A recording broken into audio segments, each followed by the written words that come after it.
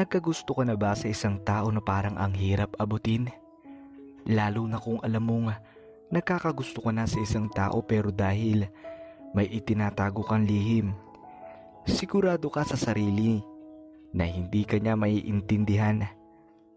Ang nakaraan, naging maayos naman ang camping trip kahapon at mukhang lahat ay nag-enjoy.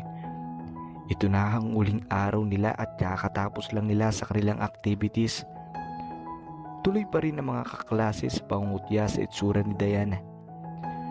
Sa gulat ng dalaga ay biglang nagyaya si Simon sa isang lugar na sila lang ang nandoon.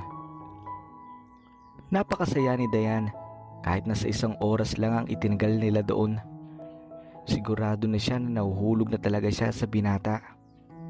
Halina mga kaibigan at sabay-sabay naman nating tunghayan ang tumitinding kilig na naudlot sa kwento ng dalagang si Dea na nagpapanggap na ordinaryo at hindi kagandahang dalaga. Naway tapusin niyo sana ang kwento at huwag kalimutan mag-subscribe. Magpahinga na muna tayo at mukhang sasapit na ang gabi. Anunsyo ng kanilang guro. Nagpapainit muna ang lahat at nakaharap sa apoy na nasa gitna nila. Nakatutok na naman si Simon sa'yo, Ella. Bulong ng kaibigang si Rain. Bahagya itong nilingon ni Diana at tama nga si Rain. Nakatingin niya ito sa gawin niya. Para siyang natutunaw sa pamamaraan ng pagtingin nito sa kanya. Hindi na naman niya maintindihan kung bakit bigla na namang bumilis ang pagtibok ng kanyang puso. San ka ba nang galing kanina, Ella? Kahit saan kita hanapin ay hindi talaga kita makita. Nagbasa nga lang ako sa lilim ng puno, Rain. Siguro ay nagkaliwas lang tayo. Iwas tingin na sagot ng dalaga dito. Parang hindi naman naniniwala si Rain sa sagot niya pero siguro nahihiya na magtanong kaya hindi na ito nangulit pa. Kitang kita pa rin niya na laging tumitingin sa gawin niya si Simon. Kung pwede lang siyang lumapit dito at dugtungan ng isang oras na nasolo niya ito katulad kanina sa falls. Napailing na lang ang dalaga sa naisip. Alam naman niyang hindi pwede kasi pagtatampulan na naman sila ng tukso at masasakit na salita ng mga kaklase niya. Alas 8 na ng gabi at mukhang napagod na talaga ang lahat kaya pinili na nilang magpahinga. Nagpaalam na rin ang dalaga sa kaibigang si Rain at pumasok na sa kanyang sariling tent. Pinilit ng dalagang makatulog pero hindi niya mapigilang hindi alalahanin ang mukha ng gwapong si Simon. Kinikilig pa siya nang maalala ang pangyayari kanina. Gusto niyang maniwala na mahal siya ng lalaki. Kaya lang bakit parang lagi itong may itinatago sa kanya. Nararamdaman kaya ng binata na nahuhulog na rin siya dito. Kung sana'y hindi siya nagpapanggap bilang si Ella. Sana madali niyang masasabi man lang kay Simon na umiibig na rin siya dito. Natatakot siya kung ano magiging reaksyon nito kapag nalaman nito na ang simple at pangit na si Ella ay ang maganda at nag-iisang tagapagmana ng malalaking hasyenda at iba pang business sa buong mundo. Napangiti pa siya habang binabalikan ang una nilang pagtatagpo. Siguradong aabutin sila ni Manang Berta ng madaling araw sa dami ng kwento niya sa tagapagpangalaga. Bigla niya tuloy na miss ang buhay bilang si Diane Villapuentejo. Pero dahil nasimulan niya na ang magpanggap ay tatapusin niya na ito. Tutal ilang buwan na lang naman at tapos na ang eskwela. Sigurado siya na walang makakaalam ng ginawa niyang pagpapanggap. Kahit kailan kapag bumalik na siya sa dati niyang buhay. Naalimpungatan ng dalaga nang bigla siyang nakaramdam ng parang inuugoy siya ng duyan. Kabaligtaran sa nakasanayan niyang mamahaling duyan sa asyenda. Ito ay parang nagmamadali at halos itapon na siya sa tindi ng bilis ng galawan ng kung sinong umuugoy sa kanya. Inaantok na binuksan ng dalaga ang kanyang mga mata at tuluyan na siyang nagising nang makitang karga-karga pala siya ng isang lalaki. Nakatakip ang mukha ng mga ito at marahas ang paghawak ng mga ito sa kanya. Bigla siyang nakaramdam ng takot. lalo pat amoy na amoy niya ang hininga ng lalaking nakahawak sa kanya at sigurado siyang nakainom ang mga ito. "Sino kayo? Ano ang kailangan niyo sa akin?" Takot na tanong ng dalaga. Kahit takot ay nagawa niyang pasadahan ng tingin ang mga lalaking nagpipilit na ilabas siya sa tent na tinutuluyan niya. Kung hindi siya nagkakamali ay 3 ang mga ito at lahat ay may suot na maskara. Lalo pang natakot si Dayan at pakiramdam niya ay wala talaga siyang panama sa mga lalaking ito. "Tulong! Tulong!" sigaw ng dalaga. Sa gitna ng pagsigaw ng dalaga ay pinagtawalan lang siya ng mga ito. Paano ba naman ay alam niyang walang makakarinig sa kanya?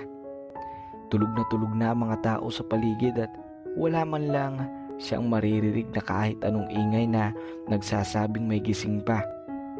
Hindi makagalaw ng maayos ang dalaga dahil sa matinding hawak pa rin sa kanya ng lalaking bumubuhat sa kanya.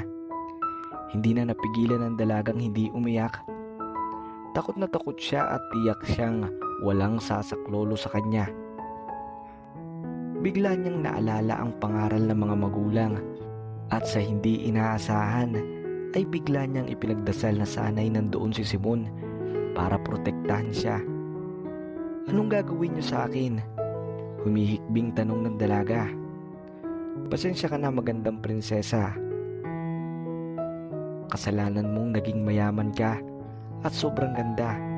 Kahit anong tago mo sa makapal na make-up at suot mo ay hindi maikakalang ikaw ang nag-iisang dalaga ng Villa Puentejo.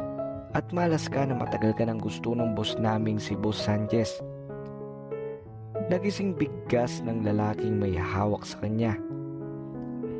Napayukom na lang ang dalaga at kahit papaano ay hindi mapigilang ipakita ang iyamot kahit takot na takot pa rin.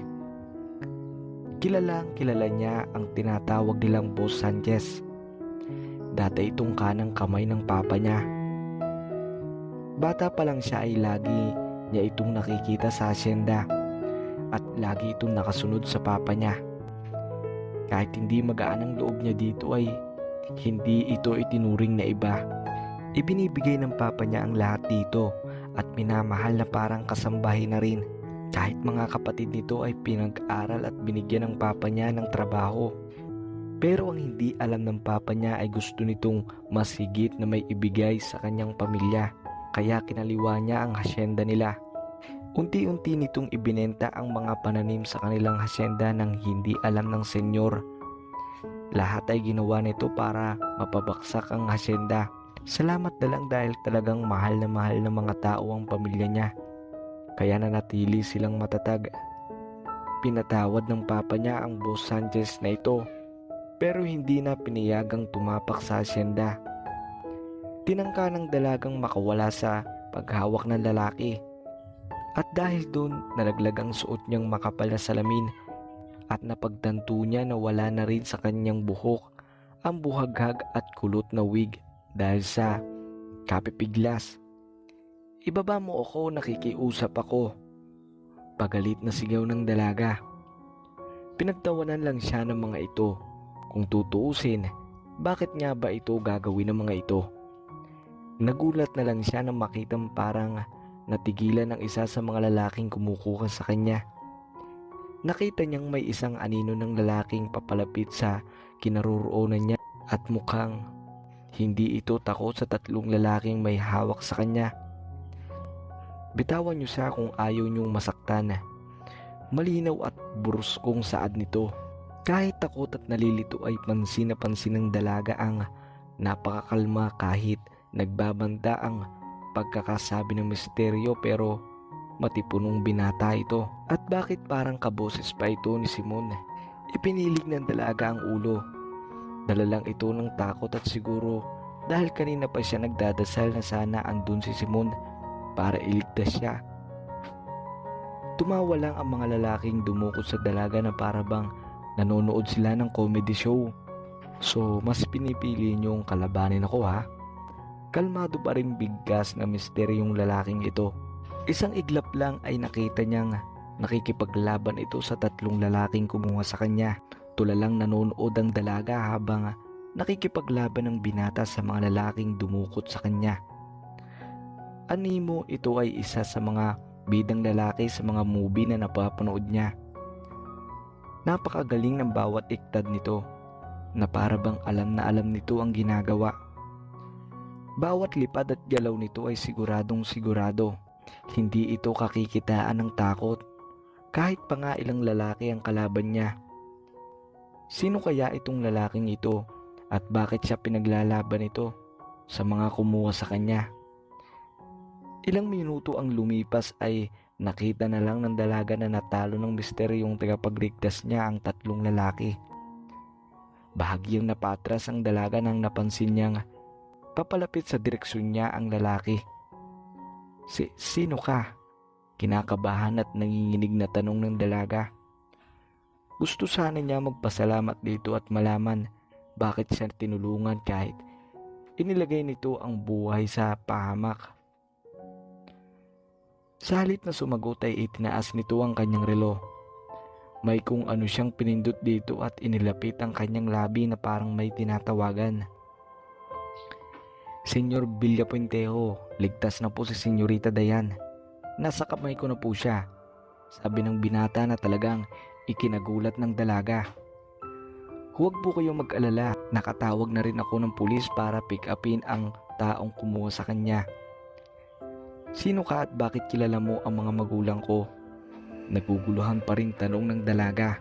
Hindi niya pa rin mapresensyahan ang mukha nito dahil sa dilim ng paligid, pero kitang kita niya na parang nalulungkot ito. Bakit ito nalulungkot? Siya na nga ang nagligtas sa kanya. Kung kanina ay takot lang ang nararamdaman niya, ngayon ay litong-lito siya at napakaraming tanong ang nasa isip niya. Bakit hindi makasagot ang binatang ito at paano nito nalaman na nasa panganib siya sa oras na yun? Bibitinin ko muna kayo mga kaibigan. Sana'y andyan pa kayo bukas para ipagpatuloy ang nakaka-excite na kwento ni Dayan at Simon. Kita-kita ulit tayo sa susunod na episode. Hanggang sa muli, paalam, peace out.